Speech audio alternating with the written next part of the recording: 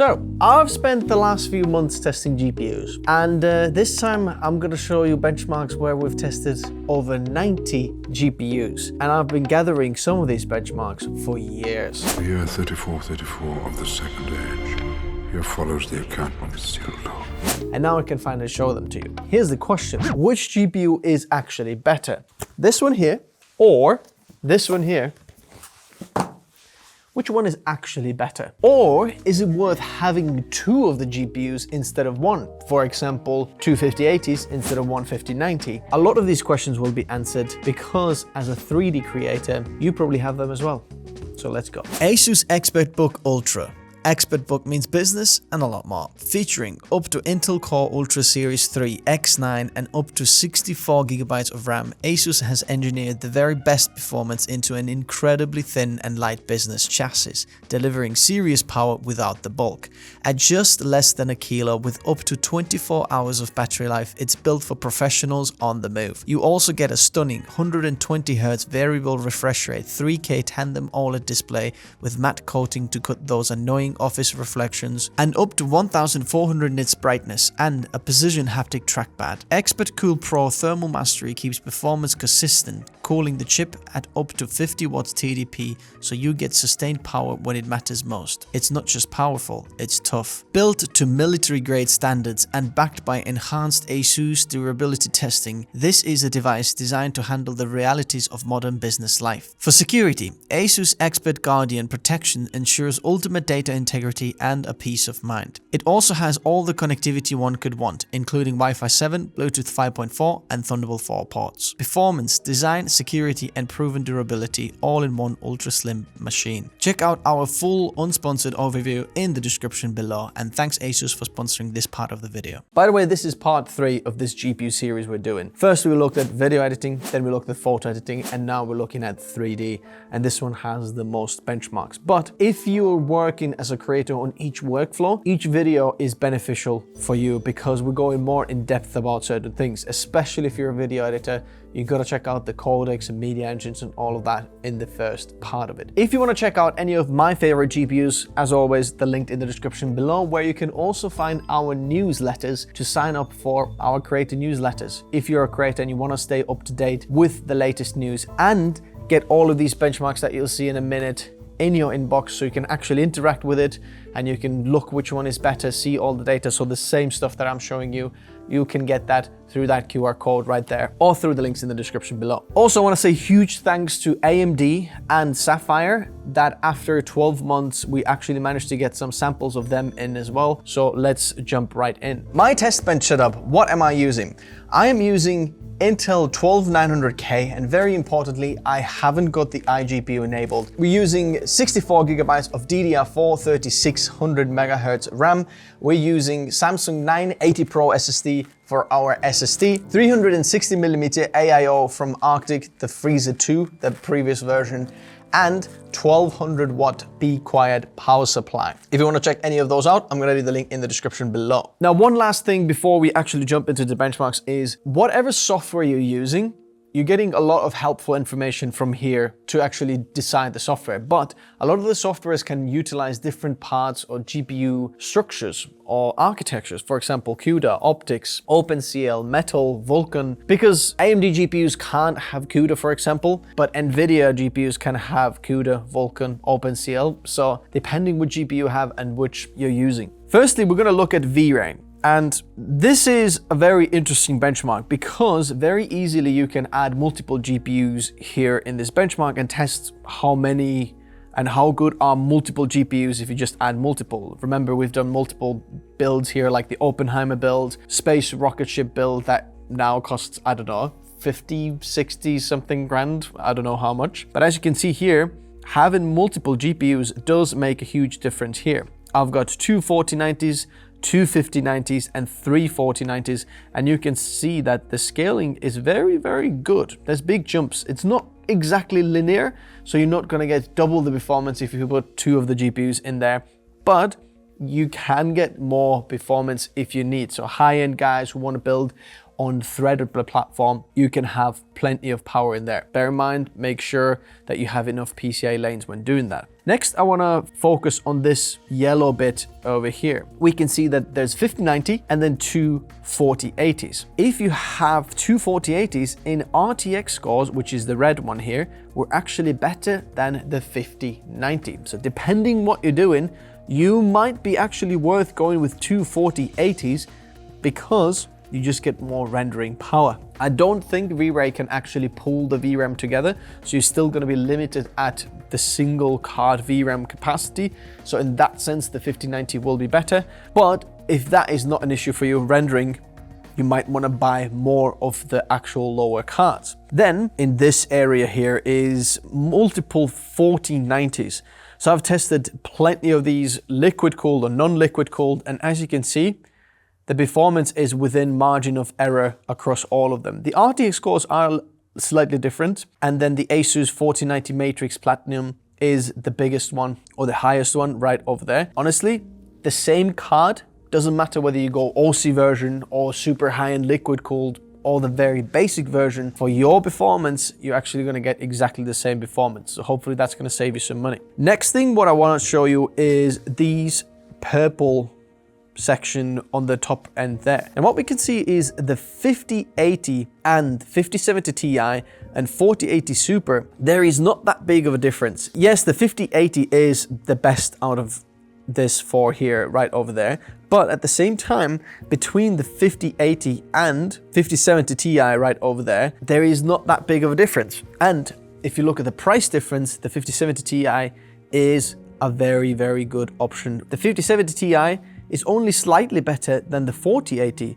So if you find the 4080 Super, bear in mind it has to be Super, not 4080. If you find the 4080 Super, it's basically the same performance as 5070 Ti, and you're not gonna get that big of a difference going just between architectures. Because in 3D, you don't really mind if you're using, the new media engines for NVIDIA decoders. Perhaps going with 40 series, that should also save you some money. Then looking further down in this bit over there, we can see that the 3090 Ti Supreme, so this is the MSI one that I benchmarked.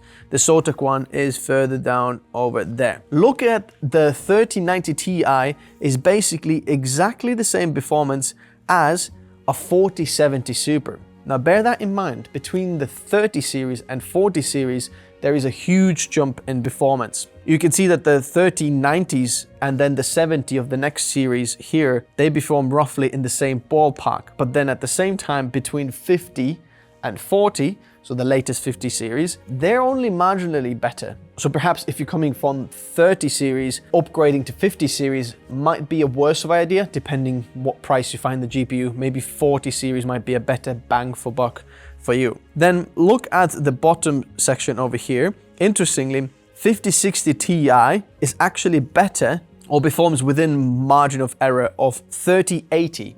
And the 3080 has 10 GB of VRAM, whereas the 5060 Ti has 16 GB, well, at least this one there. So depending what price you're getting them for, actually going with the 5060 Ti might be a better option for you, which is interesting. Another interesting option over there, what we have is the Apple M4 Max. Interestingly, Apple for some reason lets you benchmark the V-Ray as well, so it can work in there. But the M4 Max is roughly about the same as a 3080. Impressive in terms of laptop performance, but not impressive in terms of GPU performance on NVIDIA. Now, I've got all the numbers here for you as well, if you want to check them out right over there, or scan the QR code on the screen now, or check out the links in the video description below.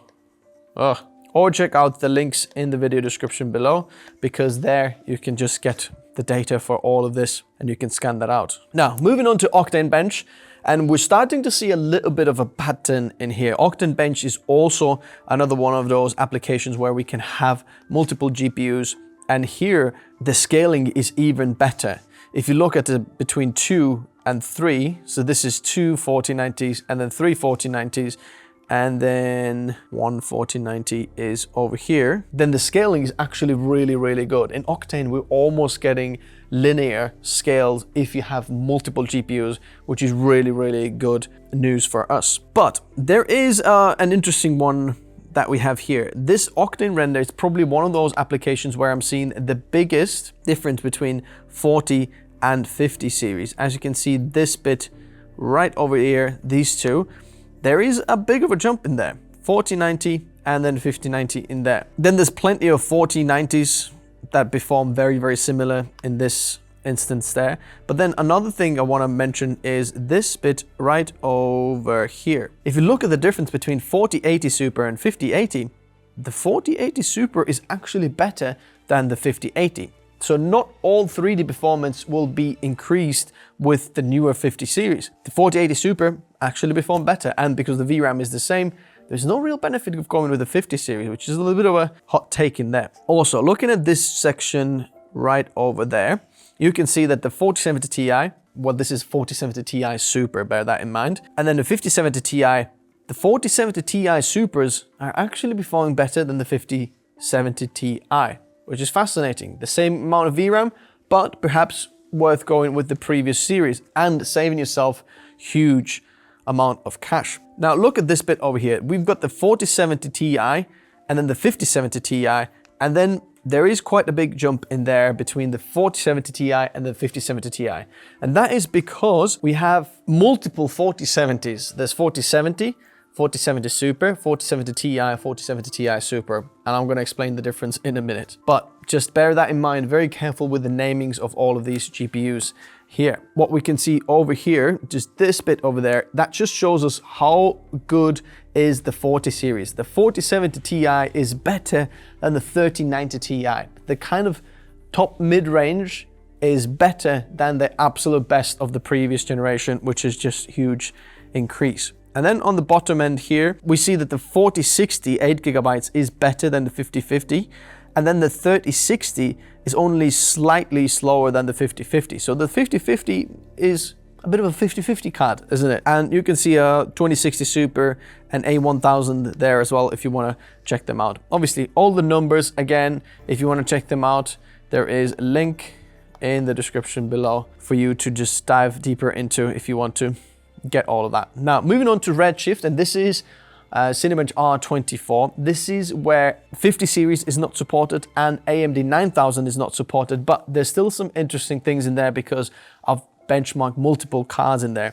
So if you're looking at this bit in here and then in there, you can see that this is a 4090 here, but having two 4080s is actually a lot better than having one 4090. So depending what price you're getting them from, Redshift, another amazing application where perhaps going with two of them actually makes sense. And if we're looking at the 4080, so around this bit over here is 4080, and this is two 4080s in there. Then I want to also focus on this part of the chart of this R24 Cinebench, is that the 4070 Ti Super is quite a bit better than the 3090 Ti, which we have right over there. So 40 series was hugely better than the 30 series in GPU. And if we're looking at the best of AMD, which is actually the last generation 7900 XTX, we can see that that is only a little bit better than the 4060 Ti, which you can see right over there, that section. So AMD in terms of video rendering, not so impressive.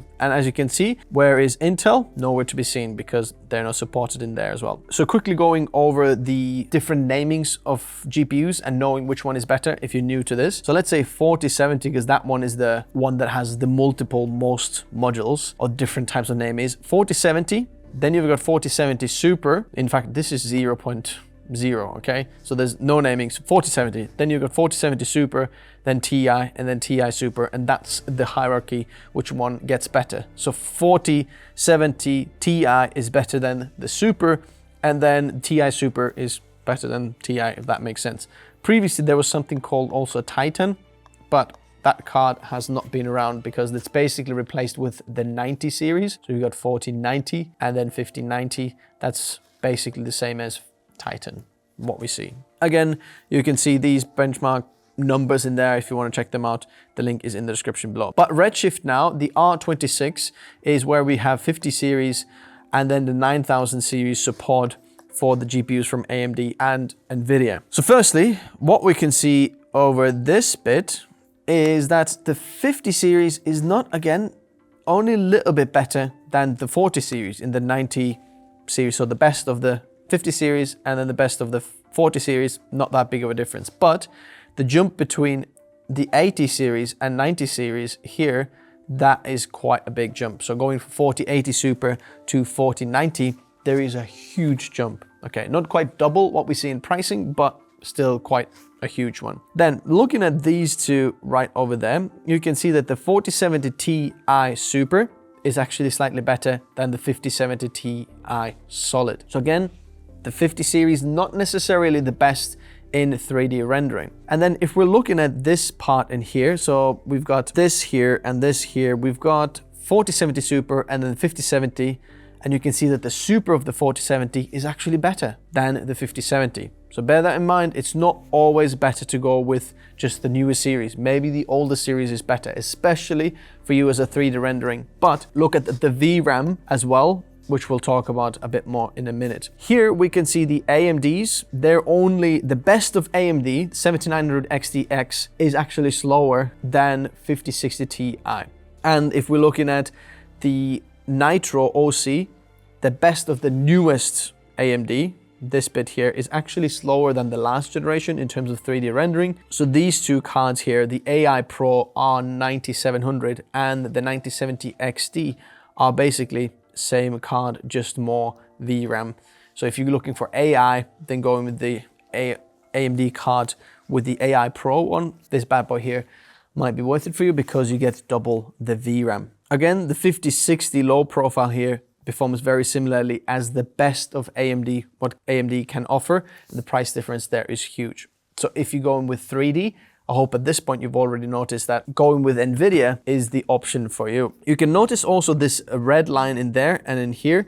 I did this test with these two cards in there and in here, where I tested it for 10 minutes to see if there's a difference between single run or 10-minute run, and there wasn't any difference whatsoever. So they're within margin of error. Sometimes the 10-minute was actually higher than the single run, so I haven't included them, but add these two in there just so you know. Again, these benchmarks you can get in the description below. Next, we have a benchmark that I haven't talked about much on this channel, which is Unreal Engine. So if you're a game developer, this is the one for you. And I've pulled this one from Puget Systems. I love those guys, so shout out for Puget Systems. They've done the test, and what you can find in this is that NVIDIA cards, as always, perform better. And then AMD, what you can see this bit over there, this is where the 7900 XTX, so the best of AMD is. So if you've got the newer card, the 9070 XT, that's probably slightly lower, somewhere around that bit. But going with NVIDIA card there is probably a better option. And going with the best of the best might not be needed for you unless you need the VRAM. And that is the huge thing that we need to talk about now, which is VRAM capacity. Depending what you're doing in your 3D applications and depending how you're using this, sometimes you need to fit the whole model on your VRAM. And then having more of the VRAM is hugely beneficial for you. In Blender or however complex your scene is, if you can put it all on the VRAM, you can render it out much faster and you don't need to use your CPU for the rendering. But sometimes it's not just the VRAM capacity, sometimes you just need faster rendering. At that point, maybe going with higher VRAM is not actually necessary for you. You might be thinking, okay, I'll go with this AMD Radeon AI Pro R9700 because it's got 32 gigabytes of VRAM, exactly the same amount as on the 5090, but at half the price. But at the same time, VRAM is not the bottleneck for you. Going with the likes of 4070 is actually a better option for you because that performs better than this guy here. Yes, not as much VRAM. So if you want to figure out how much VRAM do you need, or you currently need, or how much you're using, I highly recommend installing something called Hardware Info 64. Install that program, let it run in the background, and just go on with your workflow. It's going to run in the background. Later on, in the end of the day, you can just check how much VRAM were you allocated, how much you were using, whatever you were doing, and you're thinking, wow, I used actually all of it. Then you might know, hey, VRAM is my bottleneck. Maybe you're just miles off the top of what your GPU actually allows you to have for VRAM. Then you know, don't upgrade because VRAM is not your bottleneck. But this is just a great tool to figure out how much VRAM you're using. In fact, how much RAM in your system you're also using. So go check it out. And then finally we have Blender, and this is where we have 96 different GPUs tested, or 96 different benchmark results, because what you can also see here is different versions of Blender, and different versions of Blender actually perform better.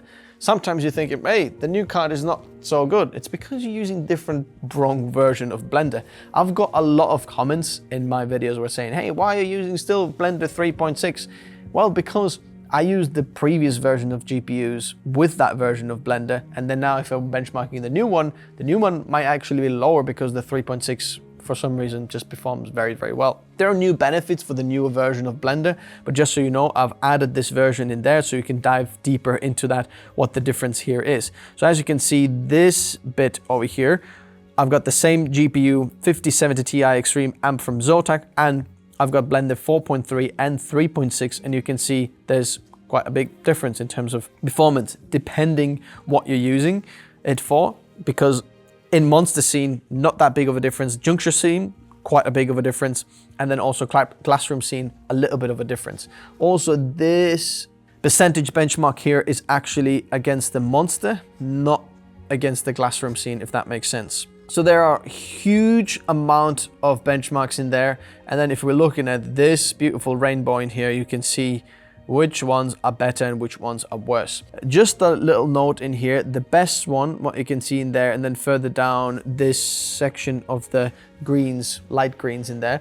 Even though I've got multiple GPUs installed, this benchmark does not allow you to utilize all of the GPUs separately. It's limited to single GPU. But at the same time, you can use Blender with multiple GPUs. It's not as simple as some of the other rendering applications where you just tick it, but you can use multiple GPUs and utilize that power in Blender as well, just so you know.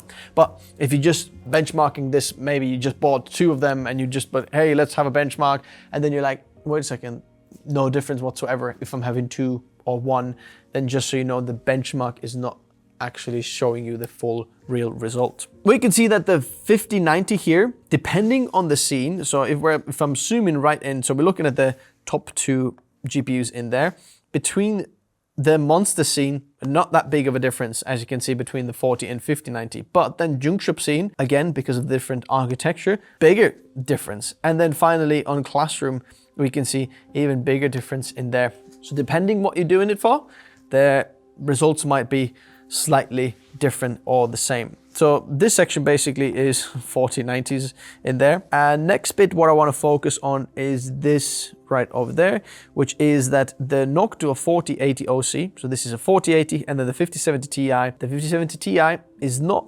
necessarily better, and the 4080 again is slightly better. Moving on to this bit over here, what we can see is the 4070 is actually better than the 3090 Ti, which is insane. So the 40 series is absolutely amazing.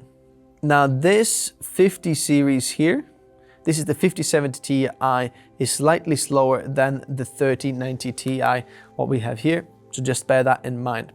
Again, the best of AMD is around here. So as you can see, that's miles down. If we take this bit, where are we? Just roughly around here to here, you can see the difference between best of AMD and then the best of NVIDIA. And you can see different versions of my driver. I've tried different versions to see if the performance increases. Not that big of a difference in there. Then what you can see right over here is the Asus Radeon Pro R9700 is slower than 3080 mobile chip. So that just shows how good NVIDIA is in 3D rendering. A couple of generations ago, a mobile chip is better than the best of AMD right now, which is a little bit of a sad one there. We can see M3 Max in there. It's performing very similar to the RTX 3070. I don't know where my M4 Max benchmark is gone from here. It was here, I'm sure, but for some reason I can't find it. Then you can see lower end cards in that point. 5050 is actually better than the RX 9070 Pure, which is pretty insane to just show that AMD is not that impressive in 3D rendering. But Intel is actually even worse in some cases. The A750 or A770 from Intel, just further down there, not particularly impressive in 3D rendering, and then just trading blows in the right lower end there between different generations of drivers and cards. I really hope that Intel would be better at 3D, but just NVIDIA is ruling the market so much that Intel is just trying to catch up with AMD. With video editing, it's a completely different story, but in 3D, that's the one. One of the things you might be wondering is, what about the VRAM? How much do I need now? And this is, I think, where NVIDIA is taking the Apple tax route. So if you've ever bought any Apple products, then you know that if you want just slightly more storage or RAM, for example, you're gonna have to upgrade quite a bit and pay quite a bit more. And I think that is the case here with NVIDIA cards as well. Even though the 5070s, for example, impressive performance, but choked in VRAM, so in some ways it's going to be a bottleneck in your workflow. They've had to handicap their GPUs somehow, because even the middle range, the 5070s, are so far ahead of the best of the competition.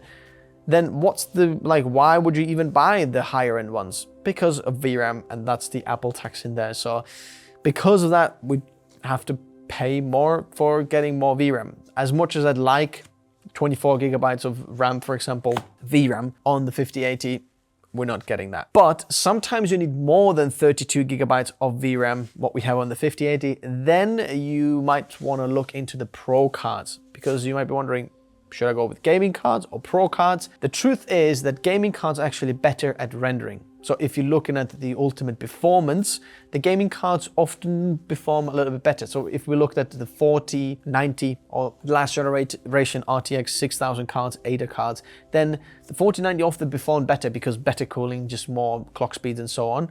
But at the same time, VRAM is a lot bigger on the Pro cards. I think the 5090, the Blackwell card RTX 6000 Pro is better than the 5090, only marginally better, but there is a lot more VRAM on there. In fact, 3 times, 96 gigabytes. So that's why you might want to go for that. If you want to future-proof your setup, actually, the biggest future-proofing you can do is with VRAM. And I would say just try to get as much VRAM as you can, and then get whichever GPU you can. In that sense, the best bang for buck might be going with the 40 series, like the 4080 Super, 4070 Ti, if you can find them, because you get a lot more VRAM and not necessarily a lot less performance than on the 50 series. Now, very importantly, if you're going with the 50 series, especially the 90 series, 5090, you want to check out the power supplies. So the sponsor of this video, FSB, make sure that your power supply is ATX 3.1, PCIe 5.1, and then has plenty of power, because you don't want any melting done, and because your GPUs are using a lot of power, you want to make sure that they're efficient in terms of supplying the power to the GPUs. Make sure you've got enough of a GPU, because the 50 series GPU requirement is a lot higher than the 40 series, because we've massively increased the power as well.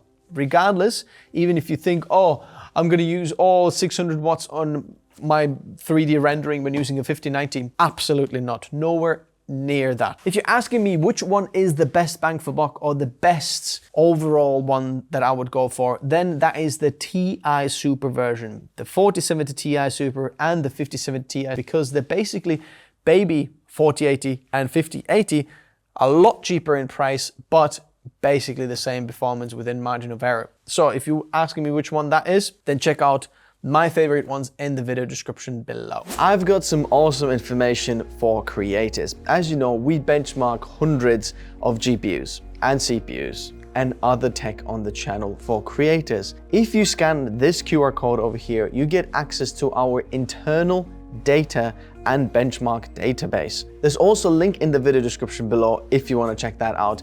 And we'll also be sending you my 3 tips for optimizing your PC that I also do for video editing. So if you're interested in that, scan that QR code. If you have any other questions or requests, check out Minect in the video description below. I'll always get back to my Minect messages 100% and very fast. So if you want that, link in the description below. If you'd like to stay up to date with the tech and information that's important for creators, highly recommend signing up to our mailing list, which you can scan through this QR code or find the link in the description below as well. And this is for people who don't have time to always search for the information, but just want the right information to land directly into their email box. And I am not a big fan of spamming inbox because I'm one of you guys. So I've just created a way how you can get access to the best information relevant for you. And hey, if you've reached this far, then YouTube thinks that this is one of the videos that you'll like next. And actually hitting that like button, it makes a difference. Subscribe with bell to not miss any of the future uploads. And I'll see you in the next video. Thank you very much guys for watching. Bye-bye.